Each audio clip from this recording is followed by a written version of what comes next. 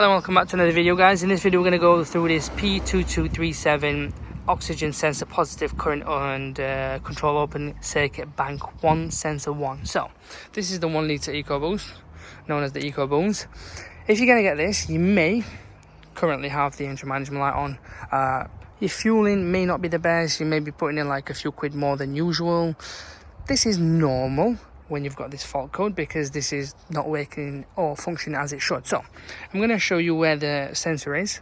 It literally is a DIY job, plug and play in other words. So what you need to do, this is the sensor here, it's this sensor.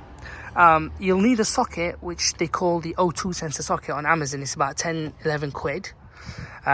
It's literally a piece of cake. You need that and a ratchet. Open it up, obviously undo the sensor because you don't want it twisting and whatnot. It's literally there. I don't know if you can see it.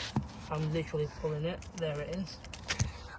Once you've taken it off, put the new sensor on and make sure you get OEM, because if you don't get OEM and it's aftermarket, what happens is you'll still get the engine management light on. The car will probably judder, maze, you'll probably use up more fuel. In other words, you're going to be in the same boat as before. So take my advice, get OEM original sensors, anything you buy. And that's the fault code here, as we said. Once you've plugged it in, you'll look maybe engine lights off.